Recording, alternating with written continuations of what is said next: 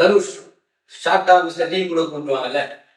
Tamil cinema பொறுத்த வரைக்கும் ஒரு பன்முக திறமையாளர்கள் அப்படின்னு சொல்லிட்டு நம்ம ஒரு கணக்கு போட்டா கூட ஒரு சில பேர் இருப்பாங்க. அதுல மிஸ்டர் டி அதாவது தனுஷ்க்கு ஒரு முக்கிய பங்கு உண்டு. அதுல அவர் என்னென்ன பண்ணுவார் அப்படின்னு சொல்லிட்டு நம்ம எடுத்துக்கிட்டோம்னா direction, singing, lyrics, producing, acting அப்படின்னு சொல்லிட்டு எல்லாமே அவர் இந்த இந்த விஷயத்தெல்லாம் ரொம்ப ரொம்ப ஸ்ட்ராங்கு. அதுல பயங்கரமாகவும் எக்ஸ்ப்ளோர் பண்ணியிருக்காரு. அது ஒர்க்கும் ஆயிருக்கு. அப்படின்னு சொல்லிட்டு இருக்கும்போது அவரை ஒரு சில என்ன சொல்றது இந்த விஷயத்திலேயே நிறைய விஷயம் பிடிக்கும். ஒரு சில பேருக்கு டேரக்டரா பிடிக்கலாம், ஒரு சில பேருக்கு ஆக்டரா பிடிக்கலாம், ஒரு சில பேருக்கு ப்ரொடியூசரா பிடிக்கலாம். எனக்கு ரொம்ப பிடிச்சதுன்னு பார்த்தா அவரோட ரைட்டிங். அது ரைட்டிங் வரும்போது அது எங்க வந்துடும், லிரிக்ஸ்ல வந்துடும். ஆமாங்க, போயட் தனுஷ் அப்படின்னு சொல்லிட்டு வந்துட்டாலே நானும் மியூசிக் டைரக்டர் அப்படி இப்படி சிங்கர் அது யாருமே நான் பார்க்க மாட்டேன். அவரோட லிரிக்ஸ்க்காகவே நான் போய் அந்த பாட்டு கேட்பேன். அப்படி இருக்கிற பட்சத்துல அதுதான் உங்களுக்கு இப்போ நான் ஷேர் பண்ணணும், எக்ஸ்ப்ளோர் பண்ணணும் அப்படின்னு சொல்லிட்டு ஆசைப்படுறேன். ஆமாங்க, இந்த video poet of mister D.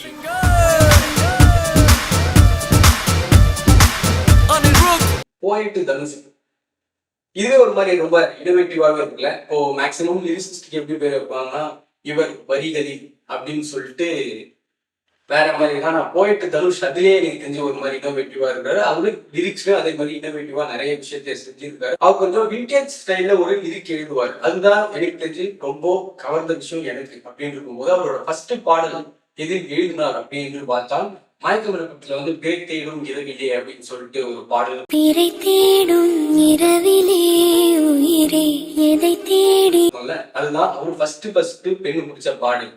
அதுல நாயுள் ரேகை நீங்கியடி அப்படின்னு சொல்லிட்டு அது ஒரு லிரிக் சூப்பரா இருக்கும்.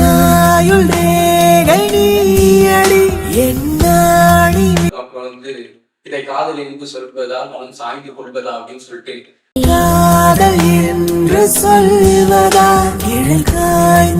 அதுல லிரிக்கா சூப்பரா எக்ஸ்ப்ளோர் பண்ணியிருப்பாரு. அப்புறம் ஓட ஓட ஒரு விஷயம் இருக்கு. அது பிராங்கா மாறிட்டேன், லூசா ஆகிட்டேன் அப்படின்னு சொல்லிட்டு அதுல ஒரு மாதிரி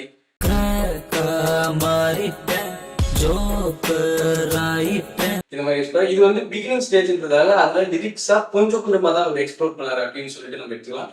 அது ஒரு பூஸ்டா தான் நெக்ஸ்ட் 3 படத்துல மொத்த பாட்டும் அவரே எழுதுறாரு. அவரோட ப்ரொடக்ஷன் அப்படின்றதால அவர் நடிச்சிருக்காரு. ஆனா அதுல மொத்த பாட்டும் அவர் எழுதுறாரு. அதுல எல்லாமே வேற லெவல்ல இருக்கு. இப்ப கூட ரீசெண்டா ரீரிலீஸ்லாம் ஆச்சு, கொண்டாடி தீர்த்துட்டோம் அந்த ஆல்பம். அதுக்கு ஒரு முக்கிய பங்கு அந்த பாட்டோட லிரிக்ஸ். அதுல இதழின் ஒரு ஓரம்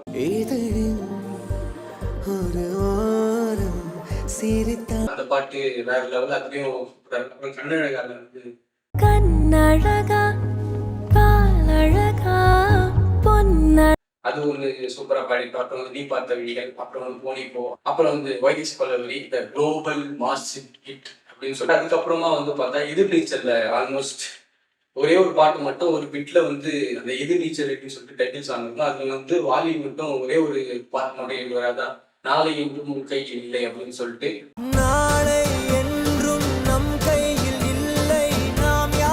அது தவிர்த்துட்டு எல்லாமே அவர்தான். அப்புறம் அதுல ஆணி சிங்கும் ஆலியும் எழுதிப்பாரு அப்படி கூட வச்சுக்கோங்க.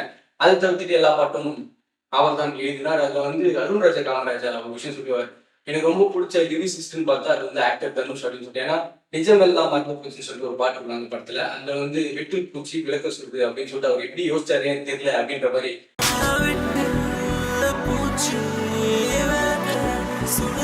அவர் சொல்லியிருப்பாரு. ஏன்னா அவரே ஒரு லிரிசிஸ்ட், சிங்கர், டைரக்டர் அப்படின்லாம் இருக்கும்போது அவரே இன்னொருத்தர் மேல இது பண்றாருன்னு போது நோட் பண்ண வேண்டிய விஷயம். அதுக்கப்புறமா பூமி என்ன சொல்றது அப்படின்னு சொல்லி அது வேற லெவல்ல இருக்கும்.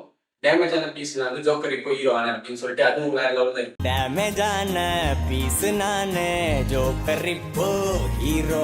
அதுக்கப்புறம் சத்தியமா நீ எனக்கு தேவையில்லை அப்படின்னு சொல்லிட்டு ஒரு லோக்கல் வாய்ஸ் அப்படின்னு சொல்லிட்டு அந்த பாட்டு எழுதியிருப்பாரு. அதுக்கப்புறமா விழிச்ச புகைன்னு சொல்லிட்டு அந்த பாட்டும் வேற லெவல்ல இருக்கும். அதுக்கப்புறமா உன் பார்வையின் நார்மல் அப்படின்னு சொல்லிட்டு அந்த பாட்டு அந்த பாட்டும் வேற லெவல்ல இருக்கும்.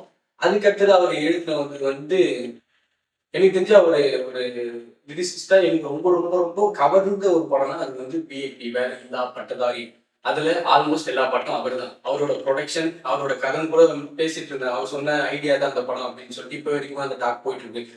அப்படி இருக்கும்போது அவரோட லிரிக்ஸ்ல சூப்பராகவே எனக்கு தெரிஞ்ச மியூசிக் டைரக்டர் லிரிசிஸ்ட் அப்படின்னு இருக்கும்போது இந்த ஆல் டைம் ஃபேவரட் லிஸ்ட்ல கன்ஃபார்மா அனிருத்தும் தனுஷும் இருந்துருவாங்க. இவங்க காம்பவுண்டு வந்தா ஒரு மாதிரி சூப்பராகவே இருக்கும். அது ஃபர்ஸ்ட் பாட்டு வாட்டர் பெருமாளே உடை நோக்கி தாண்டி கலங்காம இருக்க வாய்ப்பு இருக்கிற என்னோட மைண்ட் செட் அதுதான் அப்படின்னு சொல்லிட்டு இங்க ரிஜிஸ்டர் பண்ணிக்கிறேன்.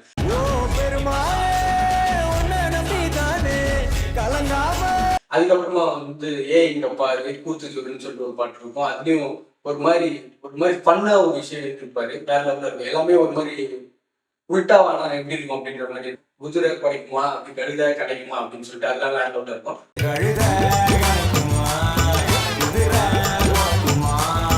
அதுக்கப்புறம் வந்து எனக்கு ரொம்ப ரொம்ப பிடிச்ச ஒரு லிரிக்ல பண்ணது வந்து அம்மா அம்மா சாங்கு.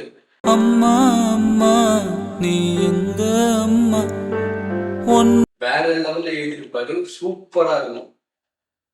அந்த பாட்டு வந்து லிரிக்கா எல்லாம் ஸ்டார்ட்ல இருந்து எண்டு வரைக்குமே லிரிக்கா வேற லெவல்ல. நான் போன பெண்ணும் நீ வாழ வேண்டும் அதுவே ஒரு மாதிரி ஒரு மோட்டிவேஷனல் ஒரு ஹோப் கொடுக்குற மாதிரி ஒரு லிரிக்ஸ். அதுக்கப்புறமா வந்து பாத்தீங்கன்னா அதே படத்துல ஊதுங்கடா சங்கு.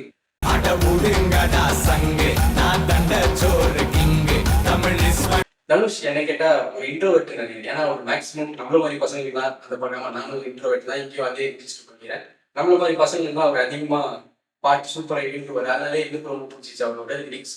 அதுல வந்து ஊதுங்கடா ஆல்மோஸ்ட் எல்லாரும் தெரிஞ்சுக்கலாம். எருமைக்கு கூட புக்ராஸ் இருக்கு, எனக்காக யோசிக்க உயிரா இருக்கு, மரத்தை சுற்றி உயிர் பாடி லவ் பண்ண எனக்கும் தான் ஆசை இருக்கு. பாடி லிரிக்ஸ் தான்.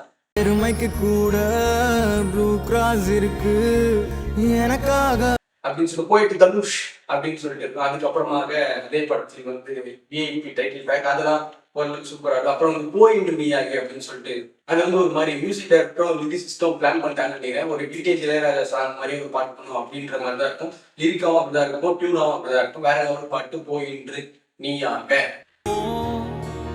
இன்று நீயாக. ஸோ இந்த வீடியோ உங்களுக்கு பிடிச்சா லைக் பண்ணுங்க, கமெண்ட் பண்ணுங்க, ஷேர் பண்ணுங்க. முடிஞ்சா வீடியோ சேனலுக்கு சப்ஸ்கிரைப் பண்ணிடுங்க. வர வீடியோ கூட கொடுக்குற எனக்காக யூஸ் உயிருக்கு எண்டு காடு போட்டு எகத்தாளமாடா பண்றீங்க. எனக்கு எண்டே கிடையாதுடா.